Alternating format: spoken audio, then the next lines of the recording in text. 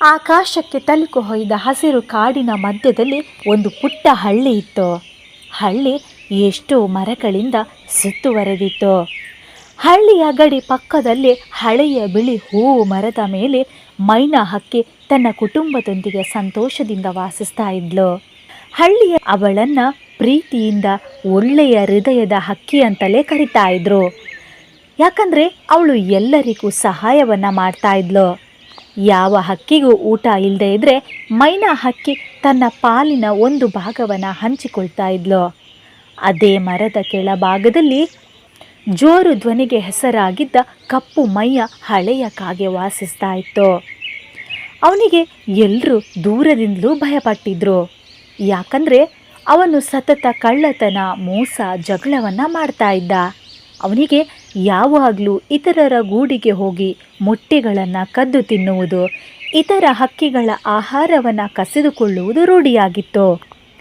ಒಂದು ದಿನ ಬಿಸಿಲು ತೀವ್ರವಾಗಿತ್ತು. ಮೈನಾ ಹಕ್ಕಿ ತನ್ನ ಮರಿಗಳಿಗೆ ಹುಳವನ್ನು ಹಿಡಿದು ತರಲು ಹತ್ತಿರದ ಹೊಲದ ಕಡೆಗೆ ಹಾರಿದ್ಲು. ಅಲ್ಲಿಂದ ಮೈನಾ ಆ ಮರದ ಕೆಳಗಿರುವ ಒಂದು ಹಾವನ್ನು ನೋಡಿ ಭಯದಿಂದ ವಾಪಸ್ ತನ್ನ ಗೂಡಿಗೆ ಹಾರ್ತಾಳೆ. ಅವಳ ಚಿಕ್ಕ ಮಕ್ಕಳು ಗೂಡಿನೊಳಗೆ ಅವಿತುಕೊಂಡಿದ್ರು.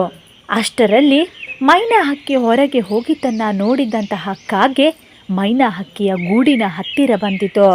ಅದಕ್ಕೆ ಗೊತ್ತಿತ್ತು ಮೈನಾ ಹಕ್ಕಿ ಗೂಡಲ್ಲಿ ಇಲ್ಲದಿರೋ ಸಮಯದಲ್ಲಿ ಮರಿಗಳನ್ನು ಕದ್ದು ತಿನ್ಬೋದು ಅಂತ. ಆದರೆ ಮೈನಾ ತಕ್ಷಣವೇ ಹಾರಿಕೊಂಡು ಬಂದು ಕಾಗೆಯನ್ನು ಎದುರಿಸ್ತಾಳೆ. ಕಾಗೆ, ನನಗೆ ಗೊತ್ತಿದೆ ನಿನ್ನ ಸ್ವಭಾವ, ನನ್ನ ಮಕ್ಕಳ ಹತ್ತಿರ ಹೋಗಬೇಡ. ಆವಾಗ ಕಾಗೆ ಮಾತಾಡ್ತಾನೆ, ಓ, ನೀನು ಬಿಸಿ ಆಗಬೇಡ, ನಾನು ಏನು ಮಾಡೋದಕ್ಕೆ ಬಂದಿಲ್ಲ. ನಾನು ಹಳ್ಳಿಗೆ ಹೋಗಿ ಅಲ್ಲಿನ ಧಾನ್ಯದ ತಳಿಕೆಯಿಂದ ಊಟ ತೆಗೆದುಕೊಂಡು ಬಂದಿದ್ದೇನೆ, ಅದನ್ನು ನಿನಗೆ ಕೊಡ್ತೇನೆ ಅಂತ ಬಂದೆ. ಮೈನಾ ಹಕ್ಕಿ ಪ್ರಾಮಾಣಿಕಳಾಗಿರ್ತಾಳೆ. ಅವಳಿಗೆ ಮೋಸದ ಬುದ್ಧಿ ಗೊತ್ತಿರೋದಿಲ್ಲ. ಕಾಗೆಯ ಮಾತನ್ನು ಅವಳು ನಂಬ್ತಾಳೆ. ತಕ್ಷಣ ಗೂಡೊಳಗೆ ಹೋಗ್ತಾಳೆ. ಆಗ ಕಾಗೆ ತನ್ನ ಕೊಕ್ಕಿನಿಂದ ಮೈನಾ ಹಕ್ಕಿಯ ಗೂಡನ್ನು ಕೆಳಗೆ ತಳ್ಳೋದಕ್ಕೆ ಹೊರಟಿರ್ತಾನೆ. ಅದನ್ನು ಮೈನಾ ಹಕ್ಕಿ ತನ್ನ ಕಣ್ಣಾರೆ ನೋಡಿಬಿಡ್ತಾಳೆ. ಇನ್ನು ಮುಂದೆ ನಿನ್ನ ಆಟ ನಡೆಯೋದಕ್ಕೆ ನಾನು ಬಿಡೋದಿಲ್ಲ ಅಂತ ಮೈನಾ ಹಕ್ಕಿ ಧೈರ್ಯದಿಂದ ಕೂಗಿ ಹಾರಿ ಬಂದು ಕಾಗೆಯ ಕೊಕ್ಕಿಗೆ ಬಲವಾಗಿ ಹೊಡಿತಾಳೆ. ಕಾಗೆಗೆ ಎಷ್ಟು ನೋವಾಯಿತಂದರೆ ಅವನು ಹಾರಿಕೊಂಡು ದೂರ ಹೋಗ್ತಾನೆ. ಆದರೆ ಅವನ ಮನಸ್ಸಿನಲ್ಲಿ ಹೊಸದಾದ ಯೋಚನೆ ಹುಟ್ಟುತ್ತದೆ. ಈ ಸರಳವಾಗಿರೋ ಮೈನಾ ಹಕ್ಕಿಯನ್ನು ಮೋಸ ಮಾಡೋದು ತುಂಬ ಸುಲಭ. ಇನ್ನು ಮುಂದೆ ಇದಕ್ಕೆ ಒಂದು ಬೇರೆ ದಾರಿಯನ್ನು ಹುಡುಕಲೇಬೇಕು ಅಂತ ಯೋಚನೆ ಮಾಡಿ ದೂರ ಹಾರ್ತಾನೆ. ಕಾಗೆ ತನ್ನ ಗೂಡಿಗೆ ಹೋಗಿ ಇಡೀ ರಾತ್ರಿ ಯೋಚನೆಯನ್ನು ಮಾಡ್ತಾ ಇರ್ತಾನೆ. ಅವನ ಅಂತರಾಳದಲ್ಲಿ ತಾನೇ ಮಾತಾಡ್ತಾ ಇದ್ದ, ಒಳ್ಳೆಯತನದಲ್ಲಿ ದುಡ್ಡಿಲ್ಲ, ಖಾದ್ಯ ಇಲ್ಲ, ನಾನು ಮೈನಾಳಂತೆ ಬದುಕುವುದೇ ಬೇಡ. ಇನ್ನು ಮುಂದೆ ನಾನೇ ರಾಜನಂತೆ ಇರ್ತೇನೆ. ಎಲ್ಲ ಹಕ್ಕಿಗಳು ನನಗೆ ಆಹಾರ ತರುವಂತಾಗಬೇಕು. ಅದಕ್ಕೆ ಅವನಿಗೆ ಒಳ್ಳೆಯದೊಂದು ಯುಕ್ತಿ ಸಿಗುತ್ತೆ. ಅವನು ಹಳ್ಳಿಯ ಇತರ ಹಕ್ಕಿಗಳಿಗೆ ಸುಳ್ಳು ಸುದ್ದಿ ಹೇಳಲು ಹೊರಡ್ತಾನೆ. ಹಕ್ಕಿಗಳ ಮನೆ ಬಳಿ ಹೋದ ಕಾಗೆ ಹೀಗೆ ಹೇಳ್ತಾ ಇದ್ದ, ನೋಡಿ ನನ್ನ ಸಹೋದರ ಹಕ್ಕಿಗಳೇ, ನೀವು ಮಾವಿನ ಮರದ ಹಣ್ಣನ್ನು ತಿನ್ನಲು ಹೋಗ್ತಿದ್ದೀರಾ ಅಲ್ವಾ? ಅದು ವಿಷದ ಹುಳು ಹಿಡಿದಿದೆ ಅಂತ ಕೇಳಿದ್ದೆ. ನಾನು ಮಾತ್ರ ಅದನ್ನು ರಿಸರ್ಚ್ ಮಾಡಿ ನೋಡಿದ್ದೇನೆ ಕೂಡ. ನಿಮಗೆ ಆಹಾರ ಬೇಕಿದ್ರೆ ನನ್ನ ಬಳಿಗೆ ಬನ್ನಿ ಅಂತ ಕಾಗೆ ಹೇಳ್ತಾನೆ. ಈ ಸುದ್ದಿಯನ್ನು ತಿಳಿದಂತಹ ಮೈನಾ ಹಕ್ಕಿ ಆಶ್ಚರ್ಯಚಕಿತಳಾಗ್ತಾಳೆ. ಅವಳು ಎಲ್ಲ ಹಕ್ಕಿಗಳನ್ನು ಸೇರಿಸಿಕೊಂಡು ಕೇಳ್ತಾಳೆ, ನೀವು ಆ ಕಾಗೆಯ ಮಾತಿಗೆ ಯಾಕೆ ನಂಬಿಕೆ ಇಡ್ತೀರಿ? ಅವನು ಹಳೆ ಕಾಲದ ಮೋಸಗಾರ. ನಮ್ಮ ಆಹಾರವನ್ನು ತಡೆಯಲು ಮೋಸ ಮಾಡ್ತಾ ಇದ್ದಾನೆ. ಆದರೂ ಕೆಲ ಹಕ್ಕಿಗಳು ಕಾಗೆಯ ಮಾತನ್ನು ನಂಬಿದ್ವು. ಯಾಕಂದರೆ ಕಾಗೆಯ ಮಾತು ನಂಬುವ ಥರ ಇತ್ತು. ಕಾಗೆ ತನ್ನ ಸುಳ್ಳು ಸುದ್ದಿಯನ್ನು ಹಳ್ಳಿ ತುಂಬ ಹರಿಸ್ತಲೇ ಇತ್ತು. ಪಾರಿವಾಳ, ಗಿಳಿ ಅಸಹಾಯ ಭಾವನೆಗೆ ಒಳಗಾದವು. ಮಾವಿನ ಮರದ ಹಣ್ಣುಗಳು ವಿಷಪೂರಿತವಾಗಿವೆ ಅಂತ ಸುದ್ದಿ ಎಲ್ಲೆಲ್ಲೂ ಹರಡಿದ ಕಾರಣ ಹಕ್ಕಿಗಳ ಹೊಟ್ಟೆಗಿಂತ ಭಯ ದೊಡ್ಡದಾಯಿತು. ಅಯ್ಯೋ, ನಾವು ಎಲ್ಲಿ ಊಟ ತಿನ್ನೋದು ಅಂತ ಹಕ್ಕಿಗಳು ಮುನಿತಾವೆ. ಕಾಗೆ ಈ ಸಮಯದಲ್ಲಿ ಮತ್ತೊಂದು ಯುಕ್ತಿಯನ್ನು ಹಾಕ್ತಾನೆ.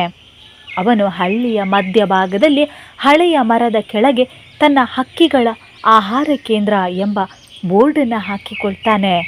ಅಲ್ಲಿ ಇತರ ಹಕ್ಕಿಗಳಿಂದ ಒಂದೊಂದು ಕೀಳುಮಟ್ಟದ ಆಹಾರ ಬೇಟೆ ಮಾಡಿಸಿ ತಂದು ತಾನು ಕೊಂಚ ತಿಂದು ನಂತರ ಉಳಿದ ಭಾಗವನ್ನು ಹಂಚಿಕೊಳ್ತಾ ಇದ್ದ. ಹೀಗೆ ಅವನು ಸ್ವಲ್ಪ ಸ್ವಲ್ಪವಾಗಿ ಹಳ್ಳಿಯ ಎಲ್ಲ ಹಕ್ಕಿಗಳ ಮೇಲೆ ವಶ ಹಿಡಿಯಲು ಆರಂಭಿಸ್ತಾನೆ. ಮೈನಾ ಅಷ್ಟರಲ್ಲಿಯೇ ತಾಳ್ಮೆ ಕಳೆದುಕೊಳ್ಳದೆ ತನ್ನ ಕುಟುಂಬದೊಂದಿಗೆ ತನ್ನ ಪಕ್ಕದ ಹಳ್ಳಿಯ ಪಾರಿವಾಳದ ಗೆಳತಿಯ ಹತ್ರ ಹೋಗ್ತಾಳೆ. ಪಾರಿವಾಳ ಗೆಳತಿ ಚೆನ್ನಾಗಿ ವಿಚಾರಿಸ್ತಾಳೆ. ಆಕೆಗೆ ಪಕ್ಕದ ಹಳ್ಳಿಯಲ್ಲಿ ಸಾಕಷ್ಟು ಶೇಂಗಾ ಹಣ್ಣುಗಳ ಗೊಂಚಲು ಗೊತ್ತಿತ್ತು. ಮೈನಾ ಹಕ್ಕಿ ಪಾರಿವಾಳದ ಮುಂದೆ ತನ್ನ ಕಷ್ಟವನ್ನು ವಿವರಿಸ್ತಾಳೆ. ಪಾರಿವಾಳ ಗೆಳತಿ, ನಮ್ಮ ಹಳ್ಳಿಯ ಹಕ್ಕಿಗಳು ಹೊಟ್ಟೆ ಹಸಿವಿನಿಂದ ನರಳ್ತಾ ಇದ್ದಾರೆ. ಕಾಗೆಯ ಸುಳ್ಳು ಸುದ್ದಿ ಎಲ್ಲರ ಮೇಲೆ ಭಯದ ಮಾಲೆಯನ್ನು ಹಾಕಿದೆ. ಇದಕ್ಕೆ ಏನು ಮಾಡಬೇಕೋ ಗೊತ್ತಿಲ್ಲ ಅಂತ ಮೈನಾ ಹೇಳ್ತಾಳೆ. ಅದಕ್ಕೆ ಪಾರಿವಾಳ ನಗ್ತಾ ಹೇಳ್ತಾಳೆ, ಮೈನಾ, ಕಾಗೆಯ ಮೋಸವನ್ನು ನಿಲ್ಲಿಸಲು ಒಂದು ಸಾಮೂಹಿಕ ಯೋಜನೆ ಬೇಕು. ನೀನು ಮಾತ್ರ ಏನು ಮಾಡಲಾರೆ. ಹಳ್ಳಿಯ ಎಲ್ಲ ಹಕ್ಕಿಗಳನ್ನು ನಂಬಿಸಬೇಕು. ಮೈನಾ ಹಳ್ಳಿಗೆ ಹಿಂತಿರುಗಿ ಪಾರಿವಾಳದ ಯೋಜನೆಯ ಪ್ರಕಾರ ಕೆಲಸ ಮಾಡಲು ಪ್ರಾರಂಭಿಸ್ತಾಳೆ. ಮೊದಲು ಅವಳು ಪಾರಿವಾಳ ಗಿಳಿ ಎಲ್ಲರ ಜೊತೆ ಮಾತನಾಡ್ತಾಳೆ. ನೋಡಿ, ಕಾಗೆಯ ಸುಳ್ಳನ್ನು ನಂಬುವುದನ್ನು ಬಿಟ್ಟು ನಾವು ಮರಕ್ಕೆ ಹೋಗಿ ಹಣ್ಣು ತಿನ್ನಬೇಕು. ನಾನು ಹೋಗಿ ತಿಂದು ತೋರಿಸ್ತೇನೆ. ನನ್ನ ಮೇಲೆ ನಂಬಿಕೆ ಇರಲಿ. ಆಗ ಗಿಳಿ ಬೆದರಿದಂತೆ ಕೇಳಿತು, ನೀವು ತಿಂದು ಬದುಕಿ ಉಳಿದ್ರೆ ನಾವು ತಿನ್ನೋಣ ಅಂತ. ಆ ಮಾತಿಗೆ ಮೈನಾ ಹಕ್ಕಿ ನಗ್ತಾಳೆ. ಹೌದು, ನಾವು ಹಳ್ಳಿಯಲ್ಲಿ ಸ್ವಾಭಿಮಾನದಿಂದ ಬದುಕೋಣ. ಈ ಕಾಡಿನಲ್ಲಿರುವ ಎಲ್ಲ ಹಕ್ಕಿಗಳಿಗೂ ಆಹಾರ ಬೇಕು. ಒಂದು ಕಳ್ಳ ಕಾಗೆಯ ಮಾತಿಗೆ ನಾವು ಕೈಕಟ್ಟಿಕೊಂಡು ಕುಳಿತರೆ ಆಗುವುದಿಲ್ಲ. ಮರುದಿನ ಮುಂಜಾನೆ ಮೈನಾ ಹಕ್ಕಿ ಎತ್ತರದ ಮಾವಿನ ಮರಕ್ಕೆ ಹಾರಿಕೊಂಡು ಹಣ್ಣು ತಿಂದೇ ಬಿಟ್ಲು.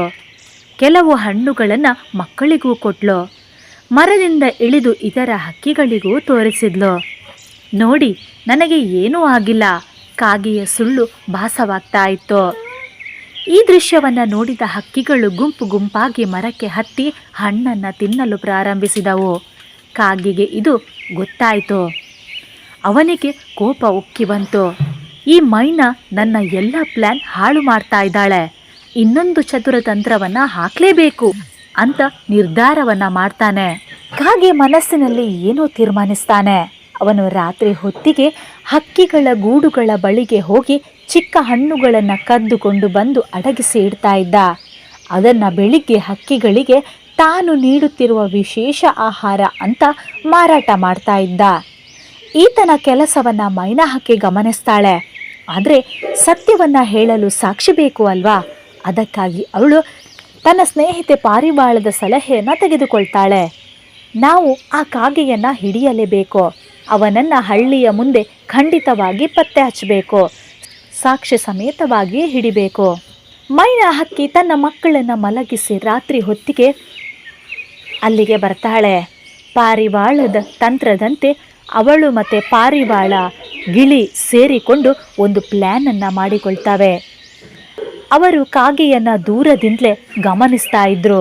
ಕಾಗೆ ಮಧ್ಯರಾತ್ರಿ ಹಾರಿಕೊಂಡು ಹಕ್ಕಿಗಳ ಗೂಡಿನ ಹತ್ತಿರ ಹೋಗ್ತಾ ಇದ್ನು. ಹಣ್ಣು, ಬಿತ್ತನೆ, ಕೆಲವೊಮ್ಮೆ ಮರಿಗಳ ಮೊಟ್ಟೆಯನ್ನು ತೆಗೆದು ತನ್ನ ಕಳ್ಳ ಕಟ್ಟೆಯ ಒಳಗೆ ಹಾಕ್ತಾ ಇದ್ದ.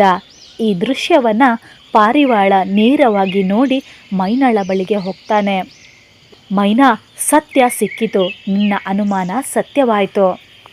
ಮೈನಾ ಹಕ್ಕಿ ನಗ್ತಾಳೆ. ನಾಳೆ ಬೆಳಿಗ್ಗೆ ಅವನಿಗೆ ಪಾಠವನ್ನು ಕಲಿಸೋಣ ಅಂತ ಮೈನಾ ಹಕ್ಕಿ ಹೇಳ್ತಾಳೆ. ಮರುದಿನ ಬೆಳಿಗ್ಗೆ ಹಳ್ಳಿಯ ಮಧ್ಯಭಾಗದ ದೊಡ್ಡ ಹೂವು ಮರದ ಬಳಿ ಹಕ್ಕಿಗಳ ಸಭೆ ಕೂಡಿಕೊಂಡಿತು. ಪಾರಿವಾಳ ಕೂಡ ಕಾಗೆಯನ್ನು ಕರೆದು ಬರ್ತಾನೆ. ಅವನು ಆರ್ಭಟಿಸುತ್ತಾ ಬರ್ತಾನೆ. ಏನಿದು ಸಭೆ? ಯಾಕೆ ನನ್ನನ್ನು ಕರೆದಿರಿ?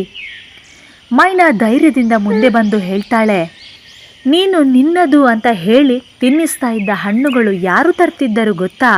ನಿನ್ನದೇನೆಂದು ಹೇಳ್ತಾ ಇದ್ದ ಆಹಾರ ಎಲ್ಲಿಂದ ಬಂದಿತ್ತು ಗೊತ್ತಾ? ನಿನ್ನ ಮಾತು ಸುಳ್ಳು ಅಂತ ನನಗೆ ಗೊತ್ತಿತ್ತು. ಮೈನಾ ಹಕ್ಕಿ ಗಿಳಿಗೆ ಸೂಚನೆಯನ್ನು ಕೊಡ್ತಾಳೆ. ಗಿಳಿ ಮರದಿಂದ ಕಾಗೆ ಅಡಗಿಸಿಟ್ಟಿದ್ದ ಹಣ್ಣುಗಳನ್ನು ಹೊರಗೆ ತೆಗಿತಾನೆ. ಹಣ್ಣು, ಮೊಟ್ಟೆ, ಬಿತ್ತನೆ ಎಲ್ಲವೂ ಹಕ್ಕಿಗಳ ಮುಂದಿಟ್ಟು ತೋರಿಸ್ತಾನೆ. ಹಕ್ಕಿಗಳಲ್ಲಿ ಕೆಲವು ಹಕ್ಕಿಗಳು ಕೋಪಗೊಂಡು ಕೂಗ್ತವೆ, ಅಯ್ಯೋ, ನನ್ನ ಮೊಟ್ಟೆ ಇಲ್ಲಿದೆ, ಈ ಮೋಸಗಾರನನ್ನು ಬಿಡಲೇಬಾರ್ದು. ಕಾಗೆಗೆ ಗಾಬರಿಯಾದರೂ ತನ್ನ ಬಾಯಿಗೆ ಬಂದಂತೆ ಸುಳ್ಳು ಹೇಳಲು ಹೊರಡ್ತಾನೆ. ಇದು ನಾನೇ ತಂದದ್ದು, ನಾನು ಹೊಸದಾಗಿ ಬೆಳೆದದ್ದು. ಆಗ ಮೈನಾ ಹಕ್ಕಿಯ ಪಾರಿವಾಳ ಗೆಳತಿ ಅಲ್ಲಿಗೆ ಬಂದು ಶಾಂತವಾಗಿ ಹೇಳ್ತಾಳೆ, ಕಳ್ಳತನ ಮಾಡುವವನಿಗೆ ಯಾವ ಮನಸ್ಸು ಶಾಂತವಾಗಿರಲ್ಲ. ಸುಳ್ಳು ಹೆಚ್ಚು ದಿನ ಉಳಿಯಲ್ಲ, ಸತ್ಯ ಮಾತ್ರ ಉಳಿಯೋದು. ಕಾಗೆ, ನಿನಗೆ ಇನ್ನೊಂದು ಅವಕಾಶವನ್ನು ಕೊಡ್ತೇವೆ, ಆದರೆ ನಿಜ ಹೇಳು, ನೀನು ಕ್ಷಮೆ ಕೇಳು. ಕಾಗೆಗೆ ಕೋಪ, ಅವಮಾನ, ದ್ವೇಷ ಎಲ್ಲ ಮಿಶ್ರವಾಗಿ ಜ್ವರದಂತೆ ಬಂತು. ಮೈನಾ ಕಾಗೆಯ ಕಣ್ಣಲ್ಲಿ ಕಣ್ಣಿಟ್ಟು ಮಾತನಾಡ್ತಾಳೆ. ಅವಳ ಕಣ್ಣುಗಳಲ್ಲಿ ಕೋಪ ಇರಲಿಲ್ಲ, ಪ್ರೀತಿ ಇತ್ತು. ನೀನು ಇನ್ನೂ ನಮ್ಮ ಸಮುದಾಯದ ಭಾಗ, ತಿರುಗು ಕಾಗೆ, ಸುಳ್ಳನ್ನು ಬಿಟ್ಟು ಬಿಡು.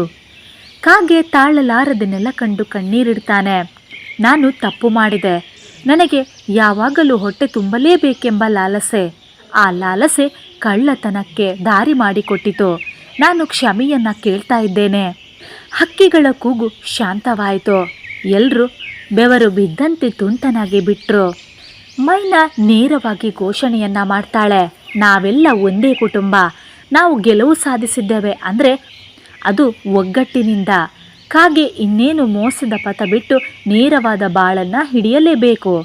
ಕಾಗೆ ತಲೆಬಾಗಿ ಮುಂದೆ ಬಂದು ಪಾರಿವಾಳ, ಗಿಳಿ ಎಲ್ಲರ ಬಳಿ ಕ್ಷಮೆಯನ್ನು ಕೇಳ್ತಾನೆ. ಪಾರಿವಾಳ ಗೆಳತಿಯ ನೆರವಿನಿಂದ ಅವನಿಗೆ ಹೊಸ ಗೂಡು ಸಿದ್ಧವಾಯಿತು. ಅಲ್ಲಿ ಹೊಸ ಹಕ್ಕಿಗಳ ಜೊತೆ ಕೆಲಸ ಮಾಡುವ ಷರತ್ತು ಬಂದು ಬಿಟ್ಟಿತು. ಮೈನಾ ಹಕ್ಕಿಯ ಮಕ್ಕಳು ತಾಯಿ ಹತ್ರ ಕೇಳ್ತವೆ, ಅಮ್ಮ, ನೀನು ಆ ಮೋಸಗಾರನನ್ನು ಯಾಕೆ ಕ್ಷಮಿಸಿದ್ದಿ? ಅದಕ್ಕೆ ಮೈನಾ ಹಕ್ಕಿ ಮುದ್ದಾಗಿ ಹೇಳ್ತಾಳೆ, ಮೋಸಗಾರನು ಬದುಕಲಿ ಅಂತ ಅಲ್ಲಮ್ಮ, ಸುಳ್ಳು ಸೋಲಬೇಕು, ಸತ್ಯ ಗೆಲ್ಲಬೇಕು. ಕ್ಷಮೆ ಮಾಡಿದರೆ ಬದುಕು ಹೊಸ ದಾರಿಯಲ್ಲಿ ಹೋಗಬಹುದು ಅಂತ ಹೇಳ್ತಾಳೆ. ಸಮುದಾಯದ ಒಗ್ಗಟ್ಟು, ಧೈರ್ಯ, ಸತ್ಯ, ಕ್ಷಮೆ ಇವೆಲ್ಲವೂ ಒಳ್ಳೆಯ ಹೃದಯದ ಮೈನಾಗ ಎಲ್ಲ ಹಕ್ಕಿಗಳಿಗೆ ಒಂದು ಶಾಶ್ವತ ಪಾಠವನ್ನು ನೀಡ್ತಾಳೆ. ಒಳ್ಳೆಯತನದಲ್ಲಿ ಶಕ್ತಿ ಇದೆ. ಮೋಸದ ನೆರಳು ಕೆಲವೊಮ್ಮೆ ಬಲಗೊಳ್ಳಬಹುದು, ಆದರೆ ಪ್ರಾಮಾಣಿಕತೆ ಮಾತ್ರ ಯಾವತ್ತೂ ಬೆಳಕಿನಂತೆ ಹರಡ್ತದೆ. ಸತ್ಯ ಮತ್ತು ಒಗ್ಗಟ್ಟು ಇರುವಲ್ಲೆಲ್ಲ ಮೋಸದ ಕರಾಳ ಮಂಜು ಹಾರಿ ಹೋಗ್ತದೆ.